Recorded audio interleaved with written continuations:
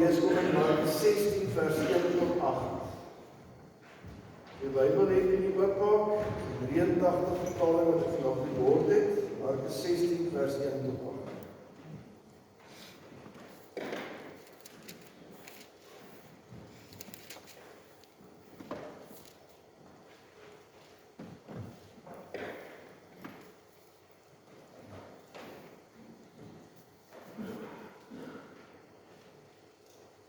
Voordat ons sal lees om ons bid saam.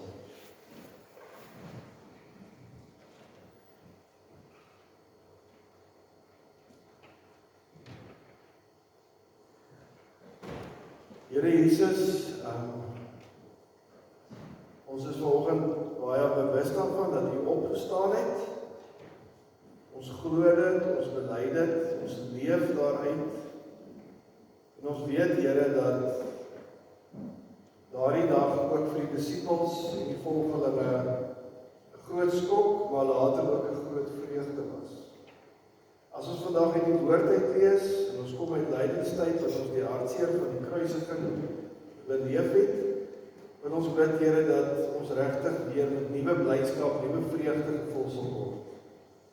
Here, dankie dat die opstanding ook vir ons die Heilige Gees gegee het, wat vandag hier is, wat deur die woord en Gees vandag in ons harte werk, en wat ons lewens elke dag raak en elke dag verander, om meer te wees wat U ons bedoel het om te wees. Help ons om sensitief te wees vir die Heilige Gees, om, Here, wanneer die woord nou met ons praat, dit nie te vermy nie, of daarvoor weg te kry nie, maar ons die harte van ons hekke waarby oop te maak, die hekke van ons harte, Here, waarby oop te maak, sodat ons toelaat dat U in ons binneste kom krap, ons net U dit kan doen. Ons bid dit in U naam, Here. Amen. Toe die Sabbatdag verby was, het Maria Magdalena en Maria die ma van Jakobus en Salome reukolie gekoop om die liggaam daarmee te gaan balsem. Die Sondagmôre baie vroeg kom hulle by die graf aan net toe die son opkom. Hulle vra toe vir mekaar, wie sal vir ons die klip voor die ingang van die graf wegkom? Die klip was baie groot, maar toe hulle opkyk, sien hulle dat dit klaar weggerol is. Toe hulle in die graf ingaan, sien hulle 'n jong man aan die regterkant sit met lang wit klere aan, en hulle het groot geskrik. Moenie skrik nie, sê hy vir hulle. Julle soek Jesus van Nasaret wat gekruisig is. Hy is uit die dood opgewek. Hy is nie hier nie. Kyk, daar is die plek waar hulle op neergelê het.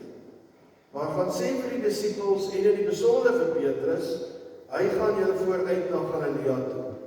Daar sal julle hom sien, soos hy vir julle gesê het. Hulle het uit die graf uitgegaan en weggehardloop terwyl hulle gebewe het van skrik. Hulle het vir niemand anders iets daarvan gesê nie, want hulle was bang. Die gemeente, die Markus Evangelie eindig met die woord bang, en ek lees nie week, party mense hou nie daarvan nie, hulle sê, hoe kan 'n evangelie eindig met die woord bang? Maar dit was die reaksie op hierdie wonderwerk, en later sou hierdie vrouens eers besef wat regtig gebeur het. Vrees en bewe bang was die eerste reaksie wat die mense gehad het, wat Jesus nie in die graf gekry het, en nie verstaan het hoe dit moontlik is nie, hoe dit gebeur het. So ons moet onthou dat voor hierdie gebeurtenis was die disippels, die mense wat Jesus gevolg het, die massa, die see mense wat agter hom aangeloop het, die wat deur hom genees is, al hierdie mense was redelik moedeloos. In die Lukas Evangelie lees ons van die Emmausgangers, 2 van hierdie disippels wat op pad Emmaus toe is, en eintlik maar sê, ons het ons lewe opgemors. Vir sy disippels wat 3 jaar lank hulle lewe on hold gestop het om saam met Jesus te leef, vissermanne wat hulle inkomste prys gegee om Jesus te leef, was hulle voor die opstanding op 'n plek waar hulle vir mekaar gesê het, dit was alles te vergeefs. 3 jaar van ons lewens gemors, ons het hom geglo, ons het hom vertrou, en nou is hy dood, En ek kan nou nogal dink, en ons weet later in die evangelie sien ons die disippels het op mekaar gekom. Maar hulle was net soos, wat nou? Wat doen ons nou? Wat moet ons maak? Ons weet ook dat van hulle weer gaan visvang het. Pragtige gedeelte waar hulle van visvang het en Jesus hulle roep en vir hulle vis op die strand, op die langs die water gee. So die disippels het geen rede regtig gehad om te glo dat daar iets is wat nog kom nie. Vir hulle het die hoofstuk toegemaak en dit was verby. Dit was 'n mislukking en 'n misverstand. En daar was nie veel meer om na uit te sien. En dan kan mens verstaan dat as die vroue en later ook die disippels by die graf kom en Jesus nie daar is nie, dat hulle eers bang is, bevrees is. So dit was oggend 6:00 die buite gelees in Johannes Evangelie, het van hulle geglo Jesus se liggaam is geskuif. Hier in Markus sien ons dat daar 'n engel is wat vir hulle sê, luister, die liggaam is nie gesteel nie, hy is nie geskuif nie, die Here is nie hier nie. Sy doeke waaraan hy toegemaak is mooi opgevou, is weggebêre, hy het opgestaan. En ons weet dat die disippels later dit dan ook sou beleef as die Here Jesus in Galilea aan hulle verskyn, maar dat daar selfs mense was na die tyd soos Thomas wat sou gesê het, kom aan Here, dis nie moontlik. Vir die disippels gesê, dis nie moontlik nie, totdat hy sy hande in Jesus sy hande in Jesus se hande gesit het en gesien het, dit is werklikheid. So, die disippels was redelik moedeloos en hierdie gebeurtenis, die opstanding, die feit dat die Here nie daar is nie, het alles in 'n nuwe lig gestel. Eers vrees en bewering, wat gaan aan, wat het gebeur en toe het daar begin geloof deursypel en het hulle begin besef, maar die Here het werklik opgestaan. So ons besef vandag, en ons glo dit en ons bely dit, dat die Here het opgestaan. Meer as 2000 jaar terug het hy uit die graf uitgekom en in krag en in lewing het die mense besef hier iets gebeur. Maar die vraag is, wat sal dit vir my en jou beteken? Ek en jy wat met onsself pyne en skete môre gaan opstaan. Wel, ons weet nie of ons gaan opstaan nie. Dalk môre gaan opstaan. Ek en jy wat weer Woensdag die kinders by die skool moet gaan hê, of die kleinkinders by die sport moet gaan aflaai. Ek en jy wat weer in die week wat kom met ons gewone roetine moet begin. So een ding is wat ek van tieners waardeer, my eie tienerseun ook, is dit dat hy vir my baie keer sê, papa, so wat? So wat? Jesus het opgestaan wonderlik. Maar wat beteken dit vir ons? Hoe verander dit my lewe in my eie uitdagings en vreugdes wat ek op die oomblik het? Nou iemand het al daaroor gaan dink in die gereformeerde kerke waarvan ons deel is, reg ons baie waarde aan die Heidelbergse katekismes. Van julle sal dit goed onthou, van die kinders sal nou nie idee waarvan praat. Die Heidelbergse katekismes is baie ou katekese materiaal, sonnaskoolmateriaal wat deur ons kerkvaders uitgewerk is en baie deeglik deurgewerk is. En dit gaan oor 'n klomp vrae en antwoorde. So wat gebeur het in die kerk in die begin, nie aan die begin van die vroeë kerk nie, maar toe gemeentes en kerke nou begin gestig word en mense begin kerk toe gaan, was daar 'n klomp mense wat gevra het, soos ek nou vra, okay, Jesus het opgestaan, so wat beteken dit vir ons? Hoe bid ek? Hoe weet ek is gered? En al daai vrae het hulle baie goeie deeglike maniere ondersoek. En een van die vrae wat hulle lankal gevra het is, Jesus het opgestaan, so wat? Die Heidelbergse katekismes, as hulle hierdie vraag vra, het 3 antwoorde uit die Bybel uit, so dit is nie uit die duim uitgesuig nie. Die vraag wat hulle vra is, wat het voordeel het Jesus se opstanding uit die dood vir ons? Of vir my? En hulle noem 3 goed. Sê in die eerste plek, deur op te staan het hy, dis nou die Here, die dood oorwin, sodat hy ons na sy opstanding en te dank aan sy opstanding in die regte verhouding met God kon stel. So julle hoor dit, die Here se opstanding maak dit moontlik vir ons om die regte verhouding met God te leef. Ten tweede word ons nou ook deur sy krag tot 'n nuwe lewe opgewek.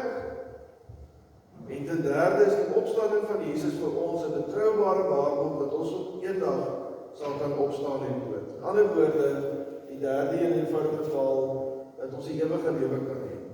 Dat as ons laaste asem uitblaas, ons dood is vir ons aardse familie en vriende en die mense rondom ons, maar dat ons nog steeds in Christus by God is en daar vrede lewe. Ek wil vandag op die tweede een fokus, want as ek nou vandag vir julle moet sê, waar het ek al die Here se opstandingskrag die meeste ervaar, dan is dit hier by die tweede een. Deur God deur sy krag tot 'n nuwe lewe opgewek te word.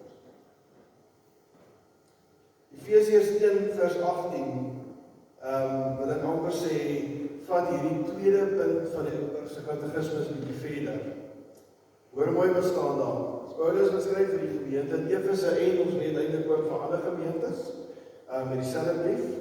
Ek bid dat hy julle geestesoë so verhelder, dis nou God, dat julle kan weet watter hoop sy roeping inhou en watter rykdom daar is in die heerlike erfenis wat hy vir die gelowiges bestem het. En dan vers 19. Hoor nou hierdie woorde. En hoe geweldig groot sy krag is wat hy uitoefen in ons wat glo. Ons wat glo is ek en jy. Dit is dieselfde kragtige werking van sy mag wat hy uitgeoefen het toe hy Christus uit die dood opgewek en hom in die hemel aan sy regterhand laat sit het. Kan ek net weer sê die krag wat in mense wat glo, ek en jy werk, sê vers 19, dit is dieselfde kragtige werking van sy mag wat hy uitgeoefen het toe hy Christus uit die dood opgewek het.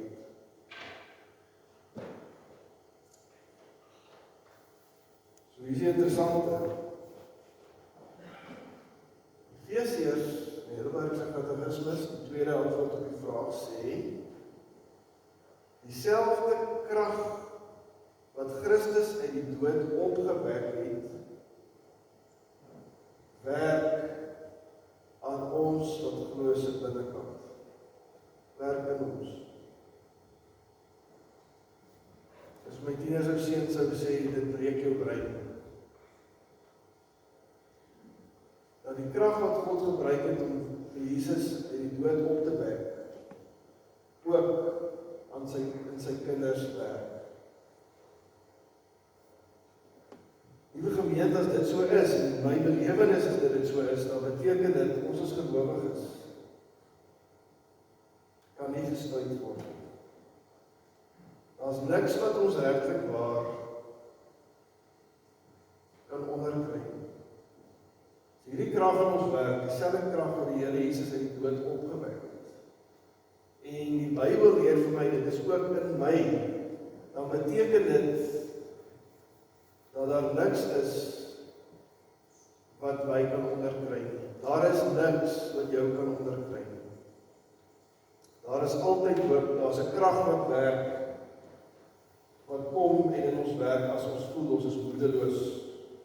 As ons voel soos die disippels gevoel het aan die einde van hierdie lydingspad voor die opstanding, dat daar nie hoop is nie. As ons voel dat ons nie vorentoe kan gaan nie, dan kan ons stap uit hierdie krag van God wat in ons binneste werk. In ander woorde, vir gelowiges is daar krag beskikbaar wat amper uit enige graf of doodloopstraat ons kan laat opstaan en aangaan. Baie van julle wat hier sit, en dalk kan iets daarvan beleef. Jy gaan deur 'n moeilike tyd, waar jy in 'n stadium voel, jou eie kragte, jou eie vermoëns, kan nie meer nie. En miskien het jy dit al ervaar, dat daar iets in jou binnekant ontspring, wat vir jou dit moontlik maak, om die ekstra myl te loop, om die ekstra pad te loop, om aan te gaan, al voel dit of jou liggaam, jou hart uit mekaar het geskeer. Daai ongelooflike vermoë, om te kan sê, ek het nog krag. Ons praat nie van adrenalien of hierdie energiedrankies wat ons drink, Monster en wat al daai goed nie. Ons praat nie van 'n Vitafuel in die oggend of een of ander goeie medikasie wat jou krag gee om die dag te gaan nie. Ons praat hier van die krag van die Here wat in ons werk, wat dit moontlik maak om die grootste versoekings, beproewinge, die grootste uitdagings te oorkom. Of dit siekte is, verhoudings wat verbrokkel, emosionele uitdagings, wat ook al dit is. Ons praat van God se krag wat in my en jou werk. Een van die maniere wat ek weet hierdie krag in my werk, partykeer, miskien het jy ook al daai belewenis gehad, daar sekere hoofstukke in my lewe wat as iemand vir my so vra, hoe het jy daar deurgekom? Ek regtig kan antwoord. En as ek moet terugdink, moet ek dit reg gekry, dan weet ek nie wat om te sê nie. Want dit was nie in my eie krag nie. Ek kon dit nie doen, as ek nou terugdink op myself vra, anders kan jy dit doen, ek sê, glad nie, ek het nie daai vermoë nie. En as ek dan terugkyk en ek kan dit self nie verklaar nie, dan weet ek, hierdie was nie ek nie. Hierdie was God in sy genade, wat deur my gewerk het my deur 'n tyd gedra het wat ek self nie, in my eie krag dit nooit sou doen. Miskien het jy al so 'n belewenis gehad, dat jy vir iemand sê, dis deur hierdie ding, en as hulle vir jou vra hoe, dan sê jy, weet eintlik nie. Maar dit was nie ek nie. Dit was die Here wat deur my gewerk het en dit vir my moontlik maak. Liewe gemeente, miskien is een van die goed wat ons in die opstandingstyd vir mekaar moet sê, dat dieselfde krag wat in Christus uit die graf uit wat opstaan het, in my en jou werksaam is. En miskien is dit baie keer so dat ons dit nie sien nie of nie besef nie. Baie keer het dit baie my lewe gebeur, besef ek dit eers later dat dit nie ek was nie, maar die Here was. Maar die opstanding van Christus herinner ons daaraan dat niks ons kan onderdruk nie. En as jy die geskiedenis van die kerk gaan lees, die kollektief van gelowiges wat saam hierdie ding begryp en verstaan en leef, dan sal jy sien dat die kerk is een van die plekke wat baie keer terwyl almal gegaan het, gebly het. Soos 'n paar jaar terug, 2020, 'n pandemie gehad, COVID, julle onthou dit, ek dink almal van julle het nog herinneringe daaraan. En ek het in daardie tyd gaan lees bietjie oor die geskiedenis van die kerk, en hoekom die kerk ook, die vroeë kerk, dramaties gegroei het. En een van die goed wat iemand daaroor geskryf het, is om te sê, wanneer daar pandemies was, en onthou in die ou tyd was daar nie so Pfizer-inspuitings en al sulke goed nie. Mense het met die swart griep en so dat het doodgegaan en by hulle hordes. Dat hierdie skrywers sê, in die tye, veral vroeë tye toe hierdie pandemies en so met miljoene mense doodgemaak het en dorpies geïnfekteer was, het almal hulle goed gevat en geloop. Maar die kerk het gesê, nee, ons gaan bly. Om die gelowiges het gesê, ons gaan bly want die mense wat ons nodig het. En daardie mense wat gelees is en gehelp is en bygestaan het aan die einde van so 'n pandemie by die kerk aangesluit. En as die mense weer terugkom dorpe toe en stede toe, nadat hulle gevlug het, dan het daar toch kom die kerk vir 5, vir 6, vir 10 dubbel. En so kan ons aangaan, oorlogtyd, selfs nou in Oekraïne en daardie plekke, daar is 'n kerk wat sê ons bly hier. Want daar is 'n krag wat in ons werk, wat geen diktator of geen president of geen mens ons kan omkeer nie. Teendeel, selfs die dood is nie ons einde nie. Waarvoor sal ons dan bang wees? Waarvoor sal ons vrees? Nou in die videoetjie wat ek gestuur het, vir my het ek gesê, een van die goed wat vir my aan hierdie krag wat in ons werk herinner, is 'n musieksterm, ostinato. Ek weet nie wie van julle het al gehoor van hierdie Latynse term nie. In 'n musikale term is dit 'n term wat beteken is 'n herhalende, kort, melodiese, ritmiese figuur. Of 'n akkoordprogressie, ek hoor ek het dit van die internet af gekry. Maar as jy na 'n liedjie luister, ek het die voorbeeld gegee van 'n liedjie van The Verve, dit is Sweet Symphony, as jy dit by die huis ook gaan luister. Dis 'n herhalende liedjie wat hardnekkig deur 'n hele musiekspel deurlopend gespeel word. En ons klassieke komponiste het so baie daarvan, maar dit is 'n hardnekkige herhalende liedjie.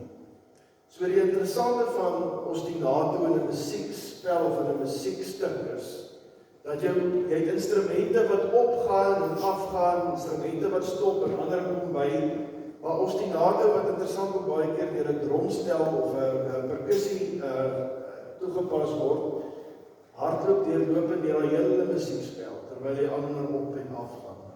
En hy's altyd daar, en die woord ostinato is eintlik beteken hardnekkig, soos 'n hardnekkige herhaling van 'n wysie, terwyl 'n klomp instrumente kom en gaan en dinge gebeur. Die Engelse woord obstinate kom daarvan af, en dit kan ook hardkoppig of koppig beteken. Ek dink, as ons aan die lewe as 'n musiekspel dink, of as 'n lied, as jy dit nou wil, dan is gelowiges die mense wat obstinaat is.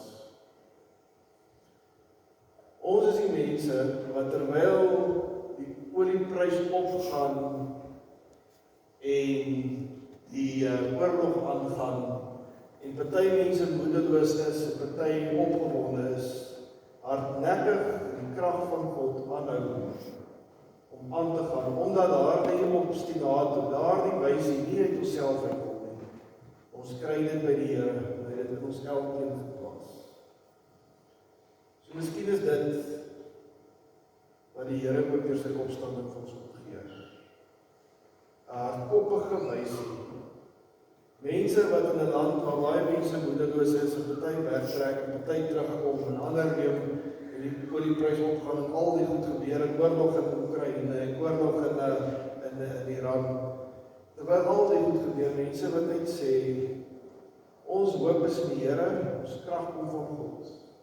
Ons gaan hardnekkig hier bly, ons gaan aanhou om die Here te dien, ons gaan verander daarvan vertel, ons gaan 'n verskil maak.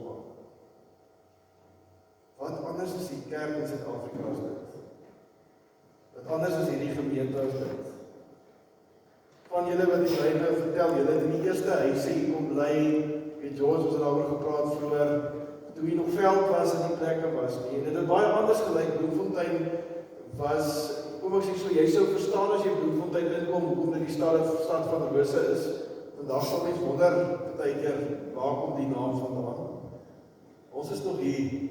Ons is nie hier, omdat ons dink, die regering gaan alles mooi doen nie. Dis nie omdat ons dink, die munisipaliteit gaan elke week die swartsakke optel, of alles gaan goed gaan en alles gaan beter gaan, en dinge gaan nie sleg nie. Ons is hier, omdat die Here ons geroep het, en vir ons iets in ons ingebou het, in ons DNA, in ons harte, wat sê, volhard, trou my, glo, dieselfde krag, wat Christus in die dood opgewek het. Sit jou in die werk, sit jy in die gemeente in die werk. Dis hoekom ons nog hier is. Dis hoekom ek en jy alweer moeilike tye kan gaan, maar ons terugkyk en sê, weet nie hoe nie, maar ek het het gedoen, eintlik nie, ek het het gedoen nie, die Here het deur my gedoen. Dis wat moontlik maak, vir ons as gelowiges, om in die wêreld te kan getuig, en kan sê, daar is hoop, al is daar oorlog. En dan kyk die mense met die nuus in die rapport vanoggend na die wêreld en sê, wow, daar is nie hoop nie. Omdat Christus opgestaan het, kan ek en jy nooit sê, daar is nie hoop. Daar is altyd hoop. Daar is 'n krag wat werk, wat nie my en joune is nie, wat ons maak, dat ons 'n verskil in die wêreld kan maak. Amen.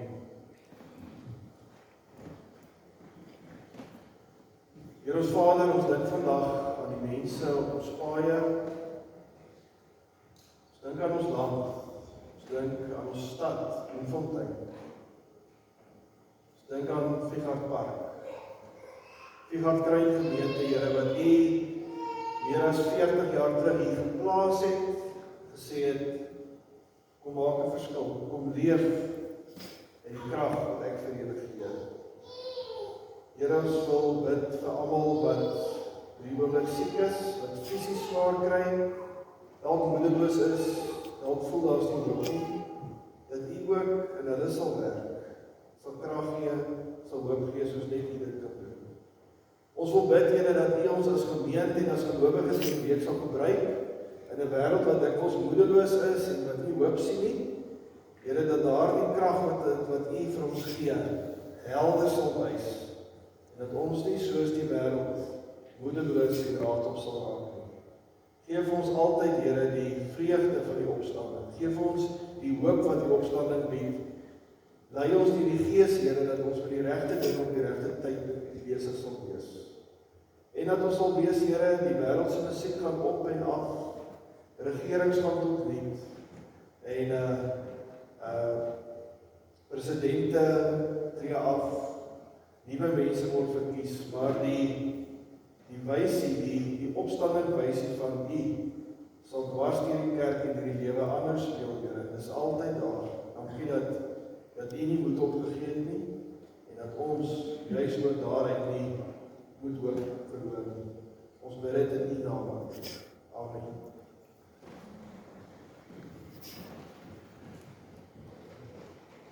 Gemeente, ons gaan nou staan in die